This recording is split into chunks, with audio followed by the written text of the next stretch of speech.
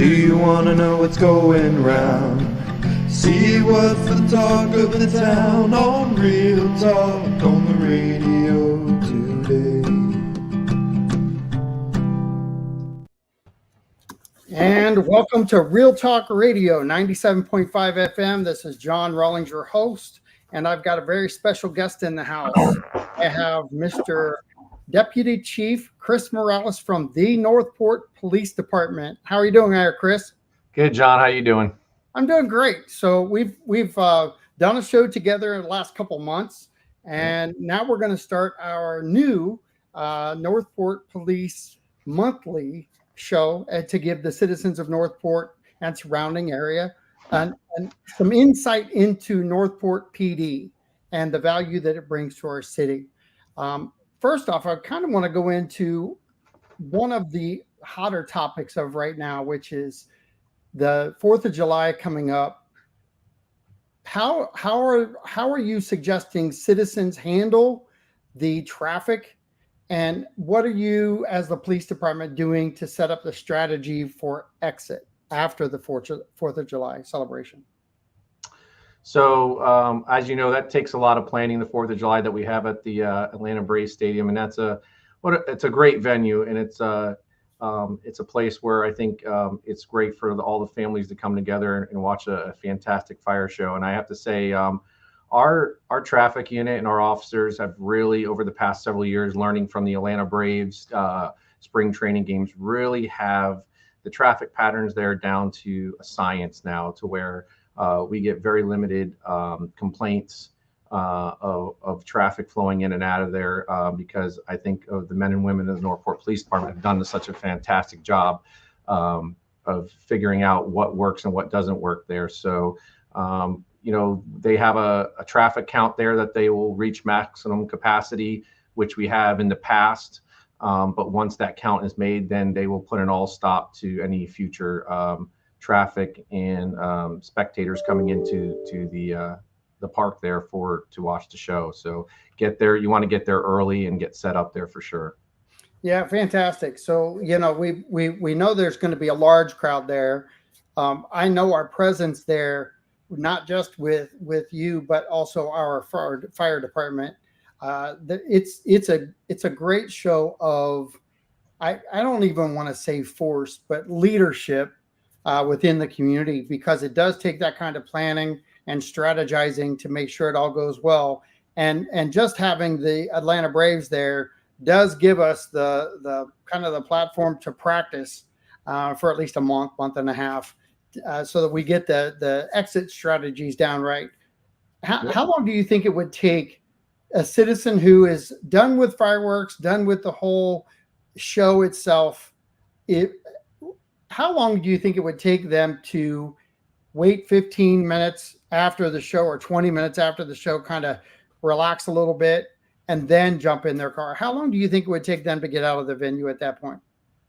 I would say, again, the way that they have that flowing, I would say at most maybe 8 minutes, 7 minutes. So the great part with the West Villages Improvement District, if they added more avenues of basically to venture out of exit points, instead of having just, at the time we had just West Villages Parkway and Playmore to Prado. So now we have the roadway that takes you all the way out out by Costco. So now we have almost kind of like a pitchfork, so to speak, of avenues of where we can start moving traffic out of. But again, not to touch into my traffic units, they have a really good down science to where they can hold the traffic light. Just people don't know, but they'll see the officers sitting at the traffic lights next to the box, and they have a little switch. And what's great about that is it's called the pickle. We like to call it the pickle. And they hold the light longer. They monitor the traffic. They take control of that traffic light switch, the timing, and they are really good at pushing out a good amount of volume out off of West Villages Parkway and at the Prado and 41 light as well, getting that traffic out as quickly as possible and safely as possible. You know, it takes a lot of strategizing, one, for you to do all that, but the Parks and Rec department and the fire department, how does just to give the insight to the city on what the structure is to make that event. I think more of a team city event. Oh, so of that magnitude, it's all hands on deck between your parks and recs, your fire department, your police department, your communications team. They're all together, and for several months there's an incident command structure on all these events. There's called an incident command structure, and they're usually not there. They're usually off-site, but they're a team of leaders that are responsible for certain responsibilities. Where it comes from, the fire side is a liaison. You have the police side for safety and security, and you have the public works side, and all of them work with the either emergency manager, whoever the incident commander designee is of that event, is in control, and they're monitoring and addressing issues and concerns that develop at that time. But it is definitely, it's not a one. This is events like this, the Poinsettia, 4th of July. It's not a one-man show. It's all hands on decks from different departments working together to make it a safe and a happy event. And you know, that's the most important thing. We're talking about safety and security right there, because of the fact that the citizens, one, need to feel that way. We have a large crowd, large venue, and really takes just a heads up to the citizens. Take a lot of pride in what you're coming to. Make sure you clean up after yourself. Let's pick up the trash afterwards. Let's leave it how we found it, so to speak. There's a lot of time and energy that goes into it, and then city staff has to come back through and make sure it is well kept and returned in the position it was in. So let's make sure we kind of help them out, and make sure you reach out and thank anybody who's working the event.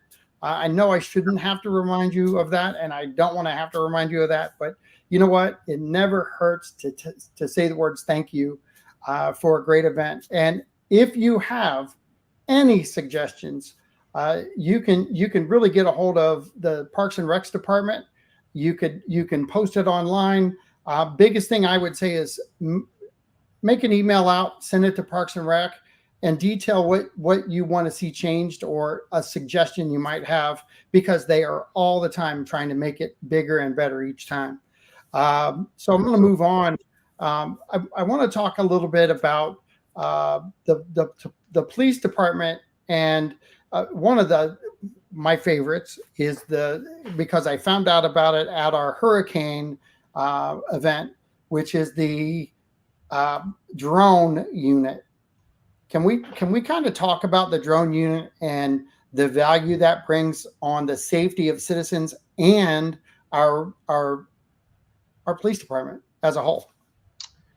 Yeah, so our drone unit, I remember back before the hurricane, we probably started it in 2019, and we started with one drone till today, to where we are now. I think we have 10 to 12 drones and about 12 pilots, to where we've evolved this unit to where the demand, its success rate, in having quick responses to get that aerial oversight of whatever incident's occurring, whether it's a missing person, whether it's a natural disaster, an active fire.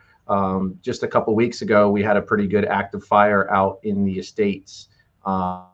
Our team was very helpful with the fire command out there in assessing and getting up in the air and letting them have oversight to see where the fire was moving towards, and they were quickly able to move resources to those areas to address the fire. And I have to say, our fire guys did a phenomenal job in saving property and structures, and they didn't lose. How they did not lose is beyond me, but that's the value of our fire department.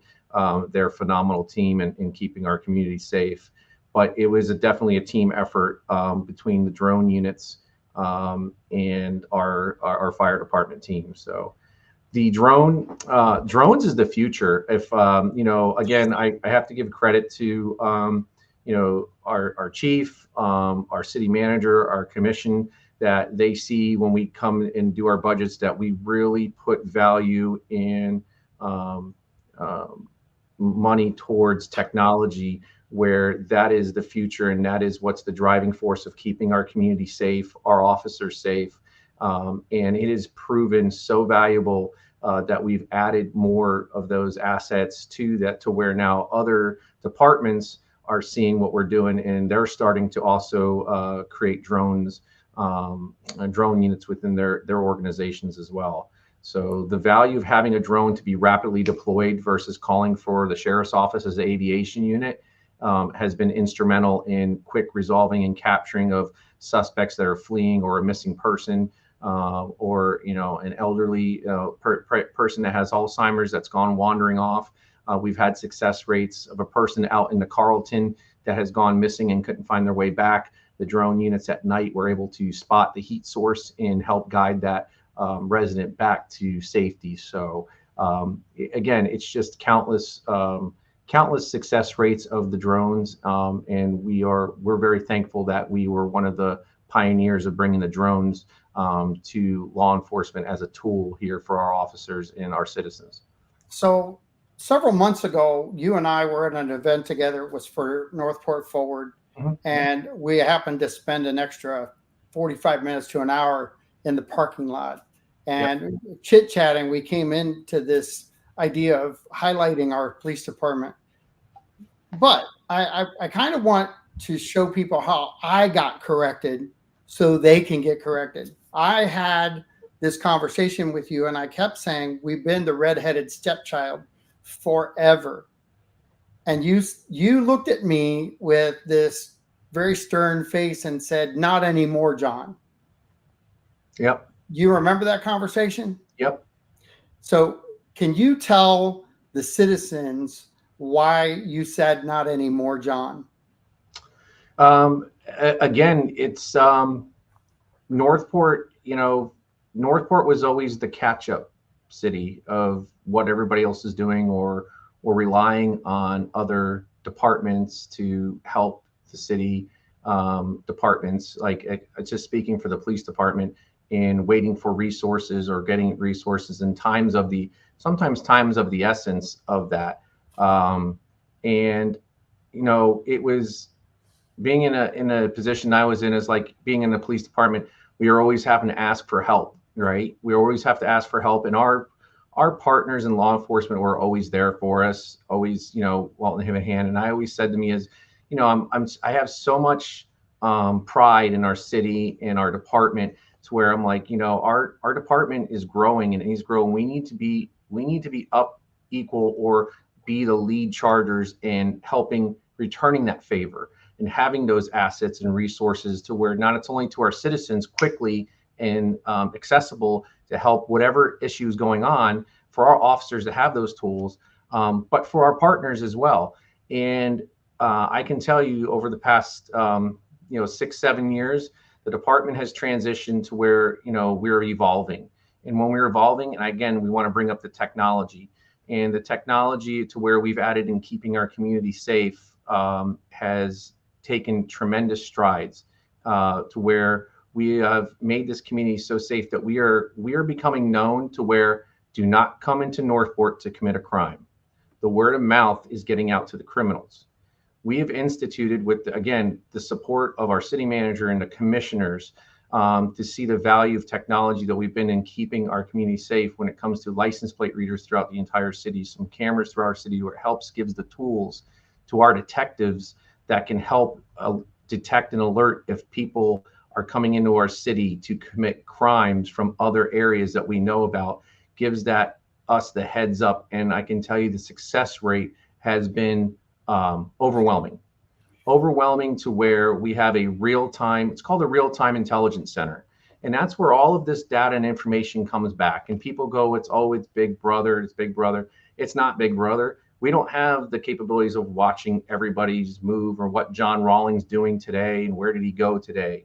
It's tools for when something does occur, or someone of significance is on alert, has a warrant, or another agency is boloed out for that person of a organized crime ring list, so to speak, which has happened here.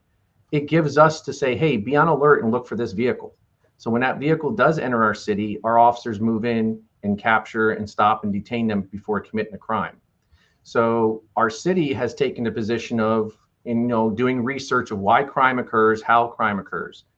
Is simple. Why do people commit crimes in your city?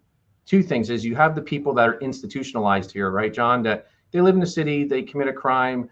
It's not the end of the world, but they have to face the music on that. Well, then you have those that come in our city to create havoc and create crime and leave, right? So they're not known. And let me tell you something, our community, when we put out a picture of you and you live in the city, holy cow, you're going to be picked out, you're going to be solved. Our community is such great detectives and investigators. It's phenomenal. So to give a shout out to our Facebook and our followers, they've been great in helping us solve crime. I promise you this. I don't want to do anything wrong. No. But I want to back something up that you said earlier real quick, is that I got caught by one of the readers. This was several years back. And it was because my tag was expired. Had no clue. It had just expired. That was one of the hot topics that I had posted. That was a feedback. And I got so excited because you reminded me of what I had read on the post. Yeah. It was one of the hot buttons because people think you're trying to trap them. And it's really a safety mechanism more than it is a ticket mechanism.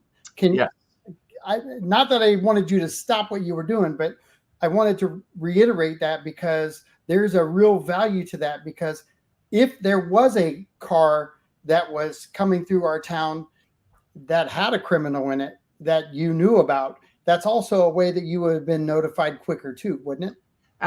Absolutely. And that's occurred in our city in recent times. And I can give you an example of that here shortly. But again, so we have all this technology, we have all these safety measures, a good safety net around our city that I can tell you right now very confidently that if this person comes in to commit a crime in the city, we're going to know about it. And we're going to have the tools to research and to track down our detectives, who are great detectives, by the way, and they're going to find them.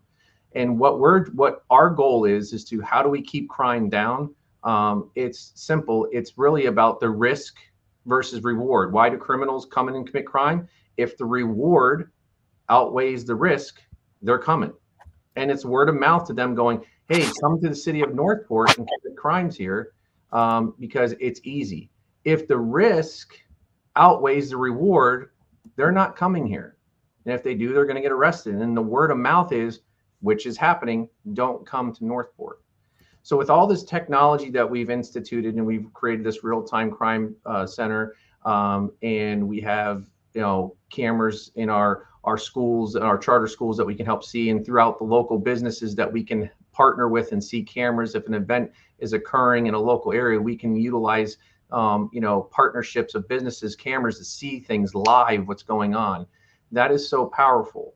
And it has now got the attention to where our great sheriff has come down to see our real-time intelligence center. Venice Police Department has come down, Sarasota, city of Sarasota, to where they're like, we need to be doing what they're doing. And to me, when I heard that and see that, takes great pride to see that Northport is now being talked about as like they are the front leaders of this, and we need to be doing what they're doing. So that takes some tremendous pride, and it's very humbling to see that. And we work great with our sheriff's office in our local cities to where we share information, working together, because in the end, like the sheriff is like the sheriff is responsible for the entire county, even though the cities have it, but it's all about working together. And we have a great sheriff that has that. Your problem's our problem. We're all one. And criminals don't have boundaries, nor should we as cities and sheriffs in the same county. So great. It's a great pride to see that all come together. And I want to go back to the plate readers. Can you just one more time reiterate that it is not the old school camera mechanism that's setting you up because you're speeding? I think it's a tool that you guys have out there. It's one more set of eyes that isn't a car, that anybody who sees those things, they automatically slow down, or should. And if they don't, they're going to get tagged down the road. Well, I can actually, believe it or not, a lot of people don't even know we have them. I know. It's amazing. And it's like, They don't even know they're there, and if they are there, it's oblivious to them. They just don't care, and they don't pay attention to them. But no, it's not. They don't. The cameras we have in place do not capture speed. They don't capture the drivers of the vehicle. It's capturing the plates. It's as if those license plate readers are at those strategic locations throughout the city, as if an officer was posted sitting there being told to look out for this red Mercedes four-door with dark tinted windows, right? Because it just committed a robbery in Charlotte County. So with that, and it has a tag, and you're looking for the tag. So imagine an officer don't have to sit there, but the plate reader is being that, like, so to speak, police officer, and it's watching and waiting and then alerting you when it's there. So that is that. Now, but to your point about license plate readers and speedings, the chief and myself are taking a position with the new law that has passed in the state of Florida of putting speed cameras in school zones that capture the license plates.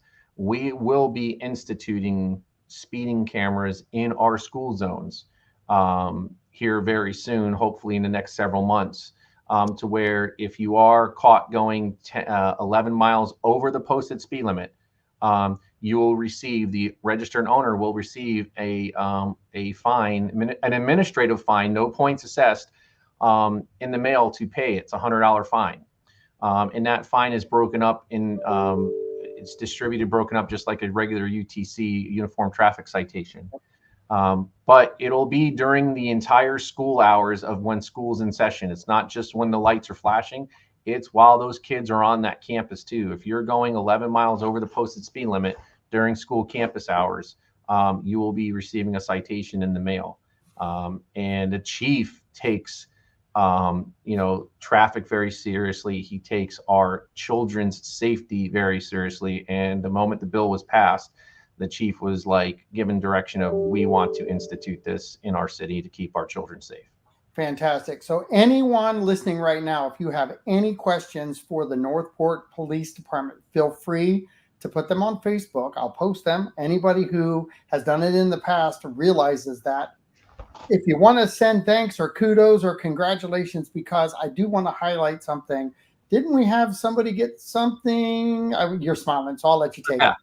Yeah. So our chief at the Florida Police Chiefs Conference here this past June, he received an award, which is one of the highest awards for the Florida Police Chief, as the top chief of the state of Florida for 2024 out of 411 chiefs. Chief Garrison received the William B. Berger Award for Executive Chief for the state of Florida. So very, very honorable award and prestigious award for him to receive. So we're quite proud of the chief putting Northport on the map once again with the Florida Police Chiefs Association.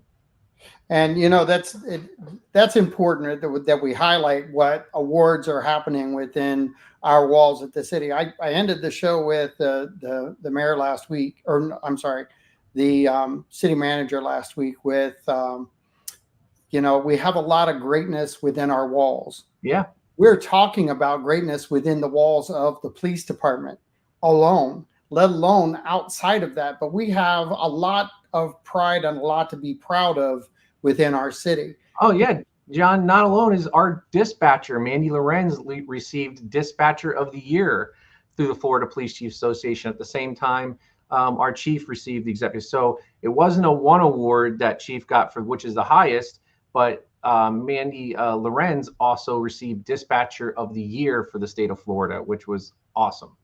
Awesome. And, to be recognized, and I am so glad that we spent that hour after the meeting talking, because the more that the police department has had traction, it's proven you correct. You can't get these awards if you're not doing all of the right things. And I don't like to talk backwards, but I'll leap backwards to leap forwards tenfold. We didn't have this stature 20 years ago. And so to turn ourselves around and really become that leader and get rid of the redheaded stepchild,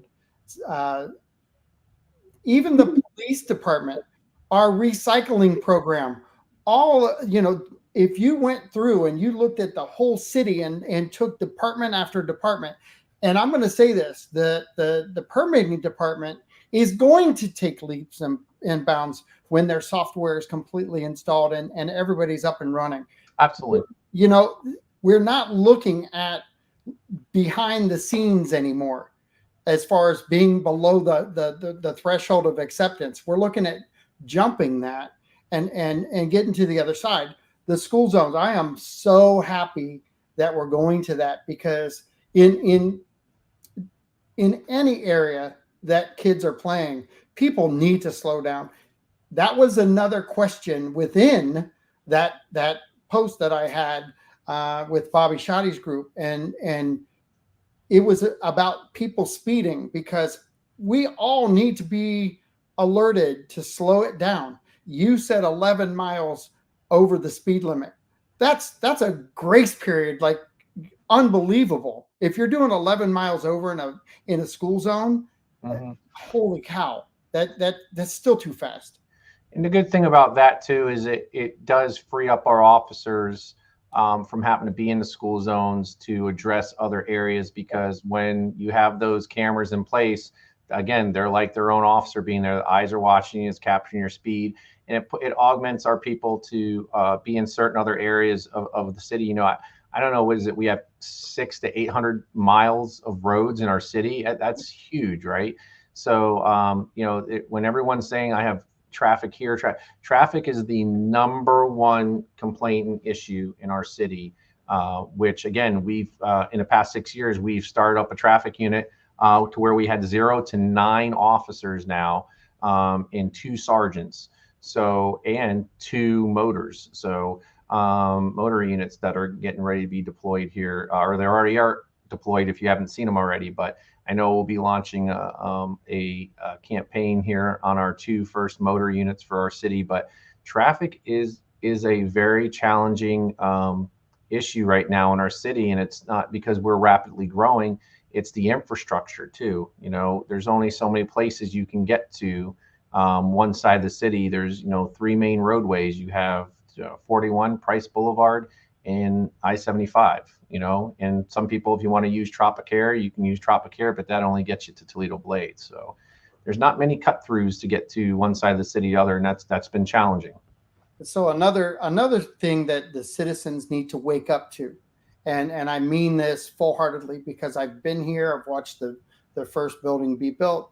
I know we've outgrown it. I kind of want to talk about the police headquarters just a tad bit, because I think that people need to understand everything that we're talking about now is about security and safety of the citizens of Northport. And bar none, we do not want to become the redheaded stepchild again in that fold. Looking at our current situation, do you think we can last 10 more years in that building? No way. Why is that? Bold truth. We're struggling now, John. The creativity that we've done for the past 6 years is remarkable. Now, if we've put in for more portables to be added to this year's budget, whether that gets passed or not, I know this is going to be a very tight budget. That's open discussion, but the chief says we'll get creative to the commission if that's not passed or we don't get that back in there. But also to put things in also perspective is you got to think of your staff. You're displacing them and you're putting them in tight quarters and you're putting them in places that were closets and all that. It becomes a morale, and do you have a sense of feeling that you're in a good place to be at and work? So the creativity we can get to can help us, but then there's always a cause and effect, right? And here's the cause. We changed this room to make matters meet, to give us more space, but there's an effect now to where people are displaced. The effectiveness of operation is now ineffective because everyone is put in different locations and the person is in very, very tight quarters. That's a huge morale issue. And you don't get the best sense of pride in people when you're in tight quarters. So we're in a position where it is so tight here. It is It's very confined to where we to 10 years. There's there's no way. Like I said, we're bursting at the seams now. Northport's a sleeping. Northport. I always said this many years. This might start my 25th year next month. I'm born and raised here in the city, as you all know. I always said Northport is a sleeping giant, and it's going to start. It's when it wakes up, everyone needs to pay attention. And so, what are you going to do? And I'm telling you, the sleeping giant has awakened. The city. We're awake and driving through 100,000. We're already the largest city in population, let alone landmass, but population in the county. Yeah.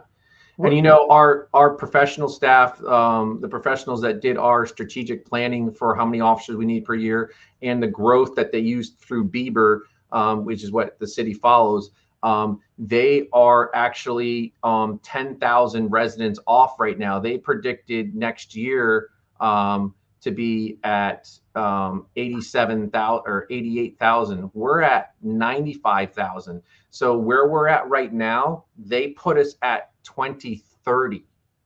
We've already reached that this year. That's huge. I could have saved us money. Huh? I could have saved us money and told you that was going to happen. Yeah. So we're 5 years ahead. COVID kind of played a role, and it is not.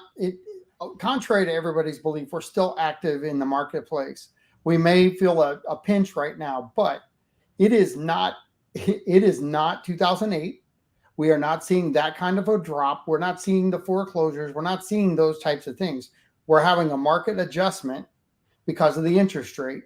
And I'm gonna promise you this: the minute that we start dropping rate and people can buy again, and the working class can buy again, we're gonna stretch through another period of time that we are coming down to being one of the fewer cities that you can still build in and still have that small town feel.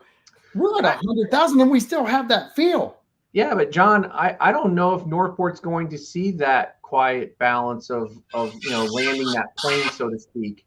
Because don't forget too, what's up and coming here, which is going to be a driving force of housing, and you see all these apartments going up, is you potentially have 3 hospitals coming into Northport.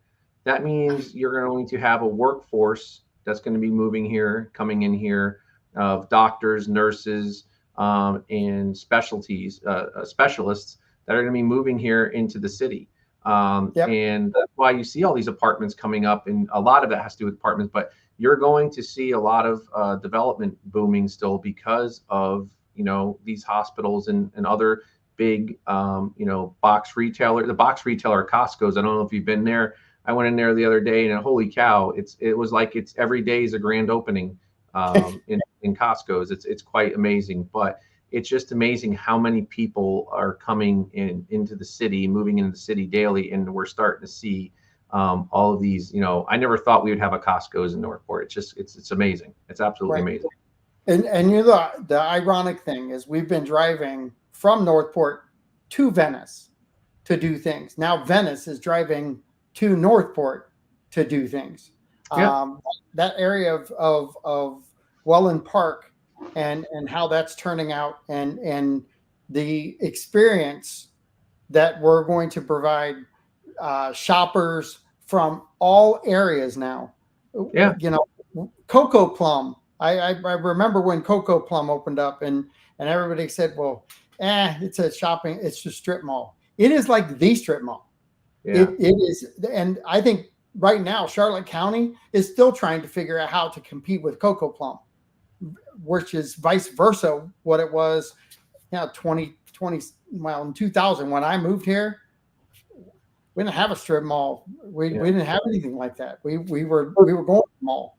Well, just like our city manager Jerome Fletcher says, he wants to change that mindset of you shouldn't have to live and leave the city that you live in to go work. You should be able to work in the city that you live, and needs to have give that option and opportunities for those residents that live here. They should be able to live, work, laugh, and play in the same city they live in. And I can tell you right now, Northport was always known as a little kid growing up, as the word was used was Northport is just a bedroom community type of thing. And I can tell you right now with the, the changing of the ULDC code of increasing commercial, and again, commercial based people understand is the commercial is what helps you of a good revenue source for the city to keep your taxes low.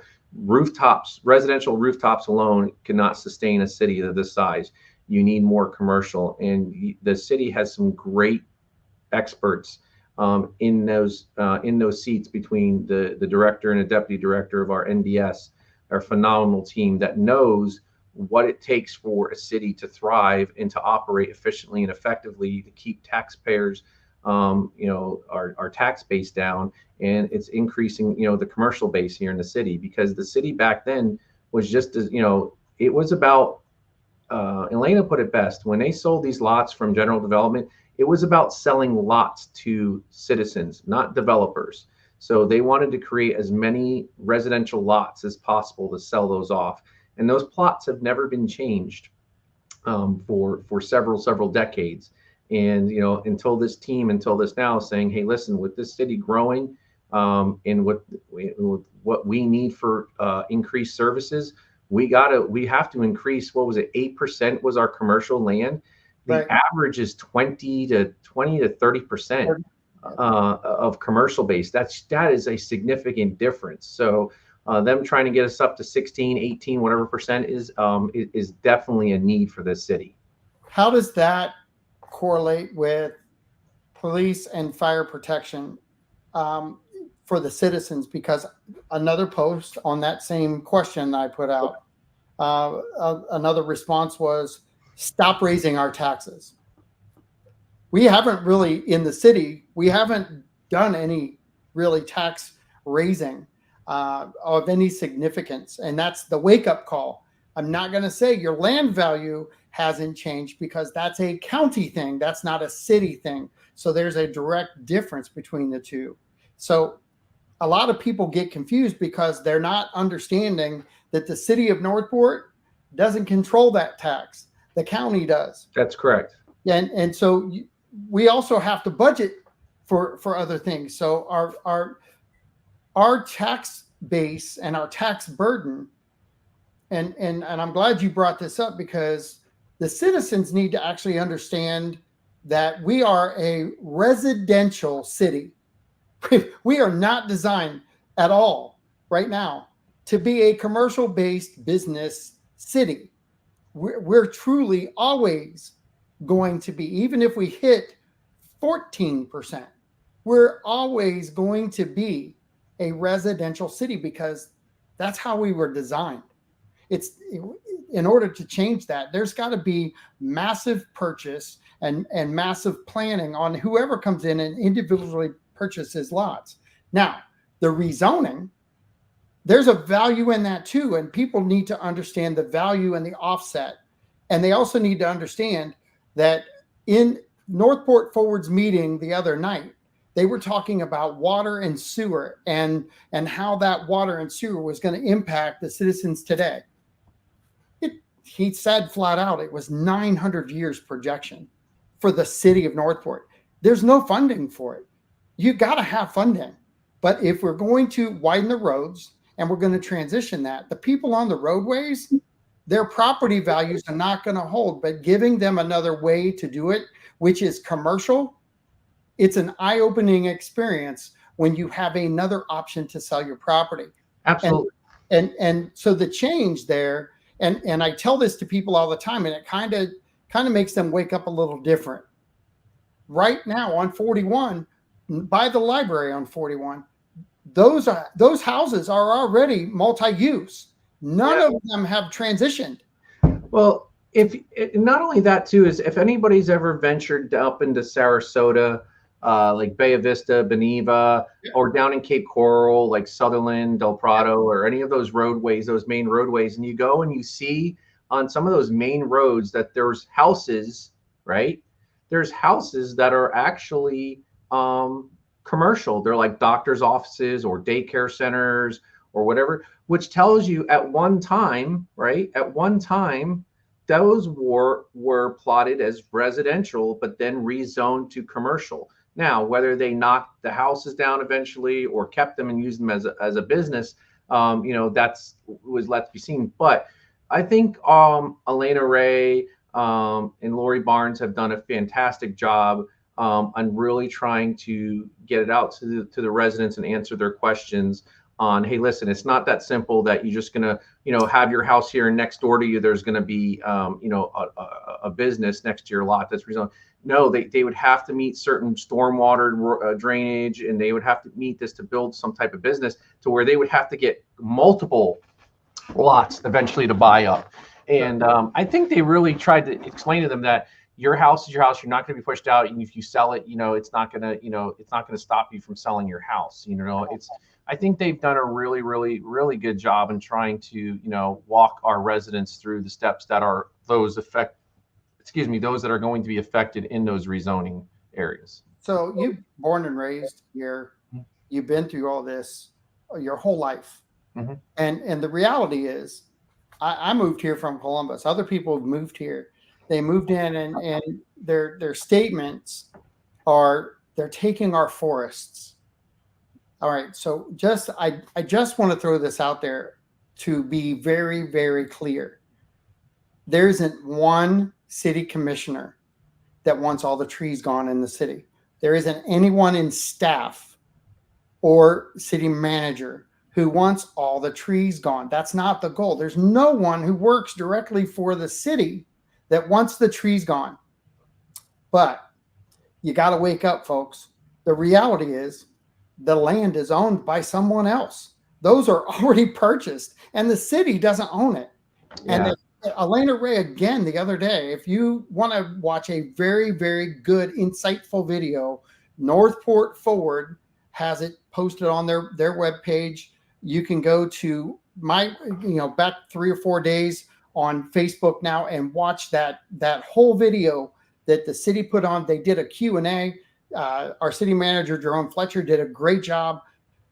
He steps aside and lets staff who does the digging in the trenches to try to resolve issues. He lets the staff, and you guys, fortunately for you guys, I guess you didn't get called up this time, but Elena Ray, Parks and Rec, they were all there. These are all things that they're trying to be very transparent about and get the information out. And these are all direct connection to taxes and paying for things. No matter how you look at it, we've got to look at our city with balance. I agree with that. We're the only city, I believe, right on our coastline that has 17,000 acres of open protected space, whether it be parks or state parks. It's still within our city boundaries. I believe it equates to what I heard was like 30% of our land is. It is. It's 30% of our. 30%. That's huge. That's huge. It's massive. Yeah. Now, here again, I'll talk balance, because our city manager, when I said that, he said, but John, look at how it's divided down. Look at where it's at. So there's got to be a good balance. We've got to make people feel like they're still in an environment that is conducive to trees, and try to work within our bounds to satisfy the citizens that want that. And I'm for the cover. I'm not for the heat. I'm not for any of that stuff. But there's some realization that has to come in, because the realization isn't that the city wants to take down trees. It isn't that the city commissioners, and there's not one city commissioner that stands up on the dais and says, we're going to remove all the trees. First off, it takes 3. It takes 3 votes to do anything. So there's not one commissioner that's any better than the other. Don't let them tell you that, because it's BS. Don't let anybody walk around the city saying that the city commissioners are responsible for all the trees coming down. Mm-hmm. If they are, there's 3 of them, not one. There's 3. We have the tree lady who literally does a great job for decades now of promoting trees, and Alice White, one of our sitting city commissioners. And I've actually seen posts about that, of her being the non-tree lady. They need to go out and spend her off hours as a sitting commissioner, planting trees and promoting our city and going out and doing these things. I know we're kind of off topic of police, but we're not. These are all important factors that draw into how we fund the police and the fire department and services and keep things moving, and Parks and Rec. And by the way, the tree fund is amazing. And they're now planting and changing pieces of property that they own that they cut. So over by the dog park, we found out in the meeting the other night that that whole area is going to transition into planted trees. That's because the people who own the lots that have trees in them have to cut them down, but they have to pay for them. Right. And we're relocating trees. Yes, it's going to take down our canopy a little bit, but guess what? Every city has to move on. Yet again, we're just the largest one out there. So is there anything you want to add? Because I am going to post Robin got something. No, go ahead with the post. I agree with you. So do you really want to get into the use of the tree fund? Because that's really going to take us into all. I agree with you. And I think they handled that well the other day with what they were saying. But the tree fund itself, there's a whole lot there. And while I've had them on my show, Robin knows I want to get into that conversation, and we are going to get into that conversation at another time. But I promise you, she's right. We don't have enough time. And the point is that the lots are not owned by the city. It's not owned by anyone. And Elena Ray kind of says it best when people pull the permits for those lots. The city has to say yes, because they're already there. It's already designed. It's already accepted. They can't go back. They can't force them to change anything. We still have to service it. We still have to provide services. We have to there's police in there. There's fire in there. It just creates I think twofold. The higher end stuff that we're getting put in is not low income housing. We have some coming, but we've been through that before. We had police officers who had to stay on site at those locations too, to keep crime rate down and disturbances down. Was that effective with the low income housing when you guys had to do that? When it first came, it was called back in the day. It's now the Fountains, but Riley Chase. Yeah. We had to put courtesy officers in there. The crime was out of control, and it was becoming a nuisance. But I can tell you over the years, when it comes to low income housing is going to be a nuisance or crime, it's a yes and no. And the answer to that is, if you have a good management team of that housing, apartments or whatever in there, and the people that get into those, it's basically almost like a lottery. Don't mess this up, right? You don't want to bring havoc problems. They give basically a one warning. The next, you're out. It's like 2 strikes and you're out. If you have a management team in place like that, where hey, listen, you get 2 issues or 2 calls on the police and you cause a disturbance, you're out of here. So don't ruin a good thing, right?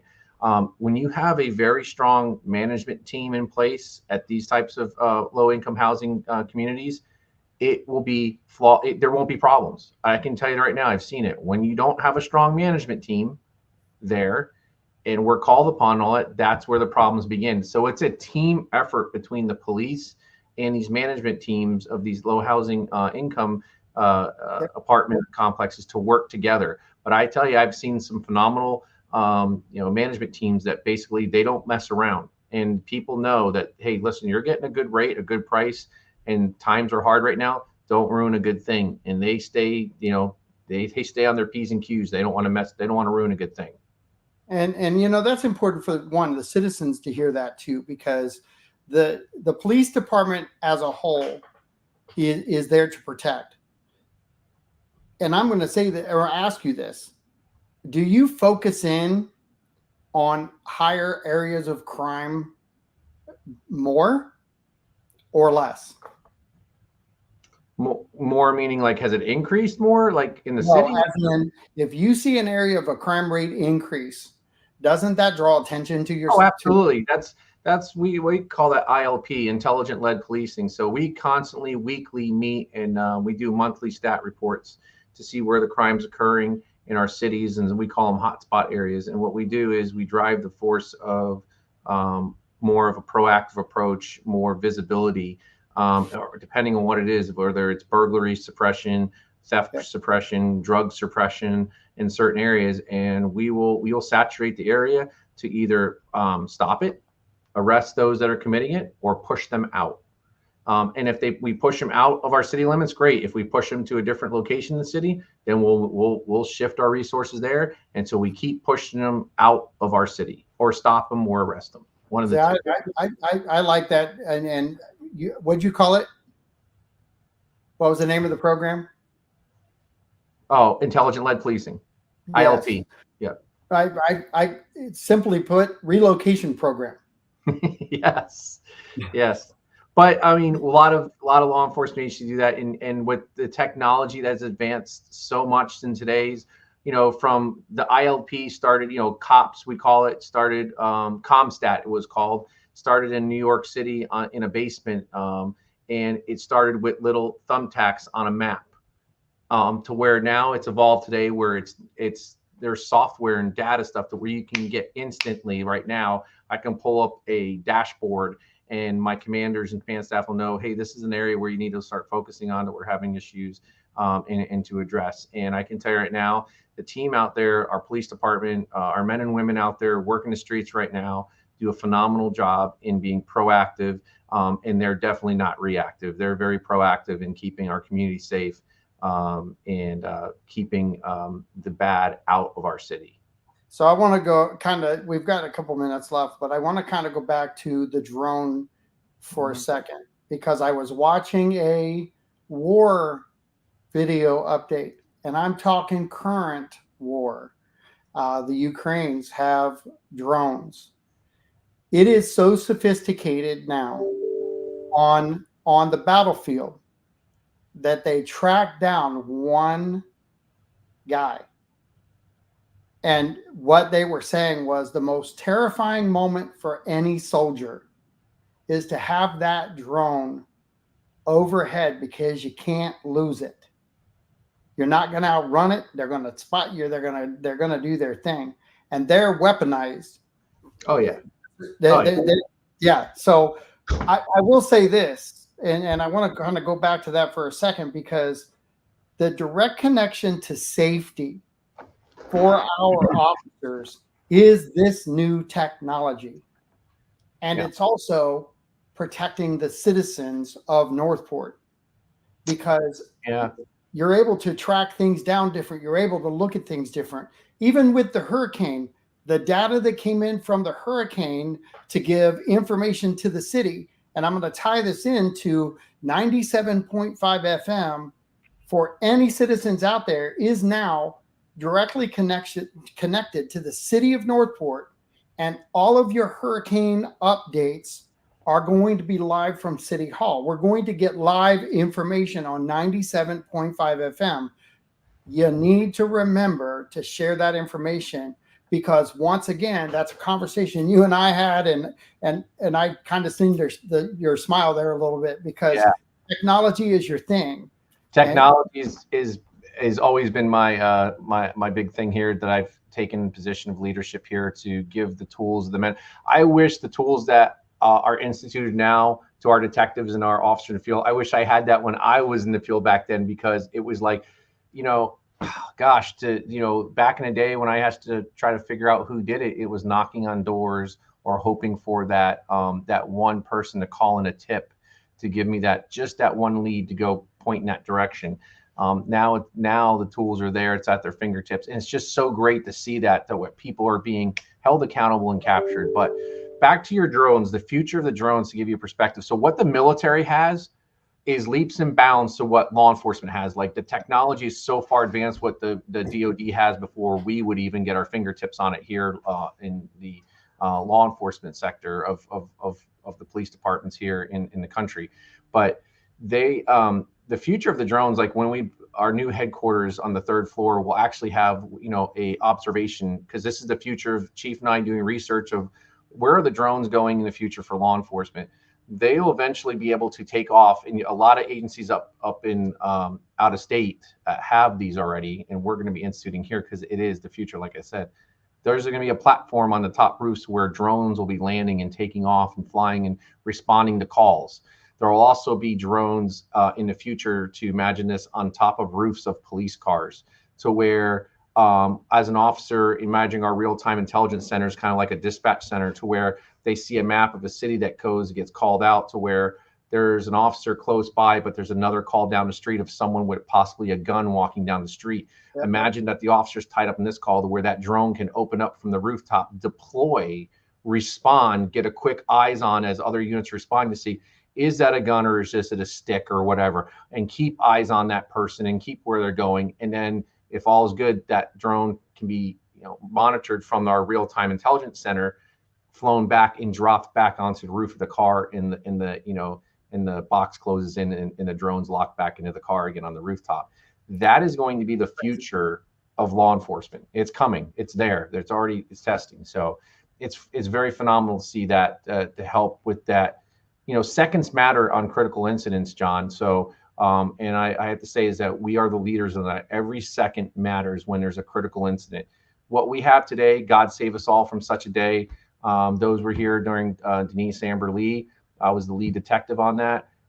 Rick Goff, the father, who's a Charlotte sergeant, supported me with all these LPRs throughout the city. And one of my big push was for this is that, knowing how that case ended and everything that happened, had we had this technology that we have in place today, I strongly believe that the outcome would have been a lot different in that case, unfortunately. But now that we have it, we learned from that past, unfortunately. We have it here. God save us all from such a day from happening again. If it was to happen, I can tell you right now, the technology we have there will give great advances to our detectives and investigators on apprehending any abduction or any type of high criminality that may occur in our city if someone chooses to challenge, the safety of our citizens and residents here in Northport. And I if we had to have a wake up call for our city, that was it. And we have not fallen asleep since. No. That wasn't overlooked. That was paid attention to. Here again, 97.5.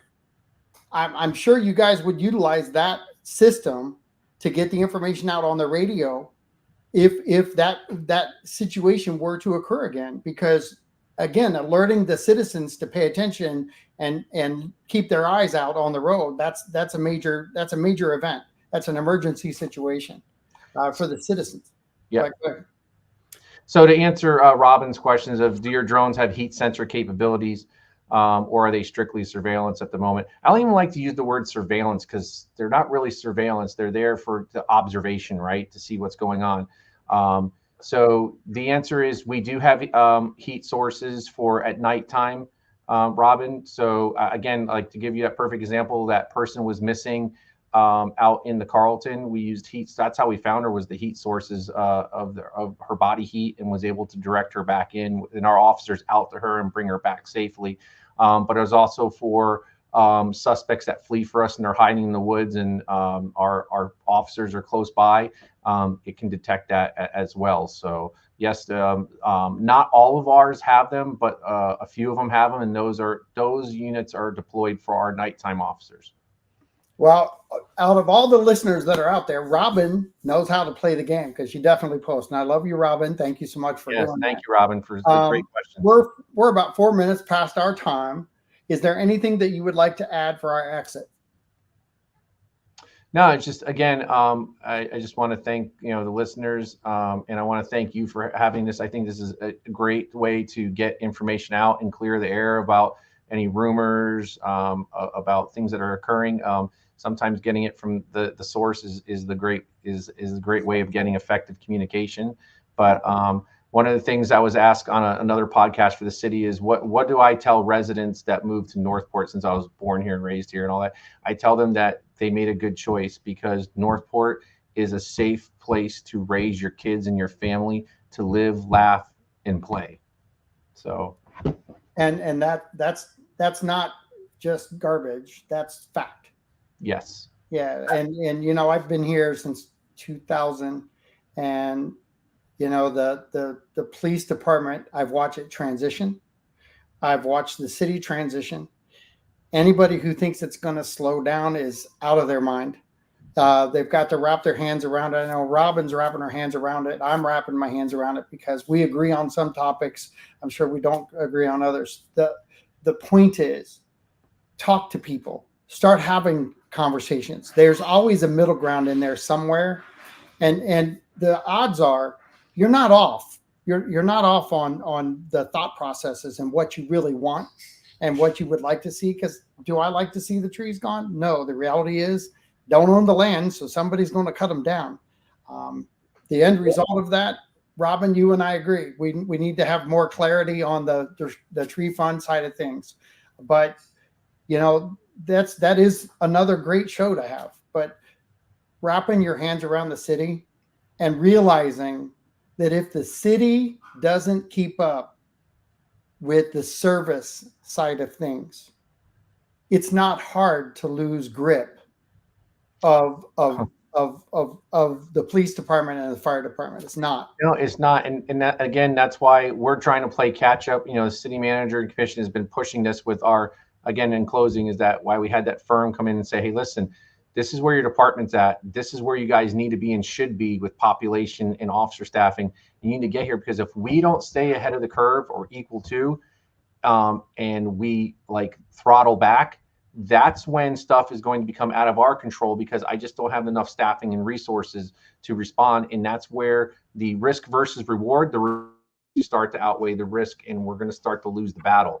But if we stay equal and ahead of that, we will continue to remain and have a safe community here in our city. Absolutely. Well, thank you so much for being part of the show. Thank you for having me. We're going to be putting the date out on the next one, but it's the first Monday first Monday of the month. Yep. So Northport Police updates will be the first Monday of the month. We have CARE on the second Monday of the month. City Commissioner of the month is the third Monday of the month.